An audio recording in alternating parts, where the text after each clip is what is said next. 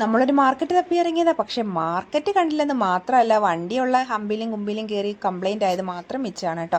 Last ഒരിടത്ത് എത്തിയപ്പോൾ ഈ കൂട്ടത്തെ കണ്ടപ്പോൾ എനിക്ക് പെട്ടെന്ന് ഓർമ്മ വന്നത് നമ്മുടെ നാട്ടിലാണ് എന്നേ ഇതിനെ കശാപ്പാക്കിയേനെ. ഇവിടെ അങ്ങനെയൊന്നും പറഞ്ഞുകൂടാ, ഞാനൊന്നും പറഞ്ഞിട്ടില്ല, നിങ്ങളൊന്നും കേട്ടിട്ടുമില്ലല്ലോ. അപ്പം നമ്മളിങ്ങനെ യാത്ര ചെയ്യുമ്പോൾ അമ്പലങ്ങളും ഇവിടുത്തെ സാഹചര്യവും ആളുകളെയൊക്കെ നമുക്ക് കാണാം. ഇത് ഞാൻ നോക്കുമ്പോൾ ഹമ്പാണോ അതോ എന്തിനു വേണ്ടി ഇവരിങ്ങനെ ഉണ്ടാക്കി വെച്ചെന്ന് അറിയത്തില്ല.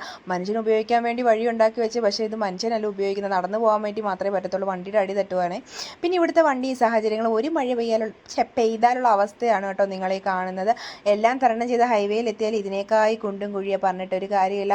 വലിയ വലിയ ലോറികളല്ലേ പോകുന്നത്. അപ്പോൾ പിന്നെ നമുക്ക് പറഞ്ഞിട്ട് കാര്യമില്ല. പിന്നെ നമ്മൾ പെട്രോൾ അടിച്ചു കഴിഞ്ഞാൽ ഇവിടുന്ന് വണ്ടിക്ക് കാറ്റടിച്ചുകൊണ്ട് പോകാം കേട്ടോ, ഫ്രീ ആയിട്ട്. അല്ലെങ്കിൽ ചില കടകളിൽ ഇവിടെ പൈസ വാങ്ങിക്കാറില്ല കാറ്റടിക്കാൻ. കൊടുക്കാത്തതുകൊണ്ട് വാങ്ങിക്കാത്തതാണോ എന്ന് എനിക്കറിയത്തില്ല കേട്ടോ. നമ്മളെന്തായാലും 10 രൂപ കൊടുക്കും. പിന്നെ കാറ്റ് ഓടിച്ച് നമ്മൾ നേരെ ലക്ഷ്യം വെച്ചത് വേറൊരു സ്ഥലത്തേക്ക് കേട്ടോ. അപ്പോൾ നമ്മൾ കുറച്ച് യാത്ര ചെയ്യുന്നുള്ളൂ. ബാക്കി വീഡിയോസ് കാണാൻ ആഗ്രഹിക്കുന്നവർ ഒന്ന് ഫോളോ ചെയ്ത് സപ്പോർട്ട് ചെയ്യണേ. അപ്പോൾ നിങ്ങൾ ഈ കാണുന്ന ഹൈവേയിലെ കുഴികളാണ്, ഞാൻ നേരത്തെ പറഞ്ഞ പോലെ വലിയ വലിയ ലോറികളാണ്. നമുക്ക് പേടിയാവും കേട്ടോ, അതും ചീറിപ്പാഞ്ഞു പോകുന്നത്.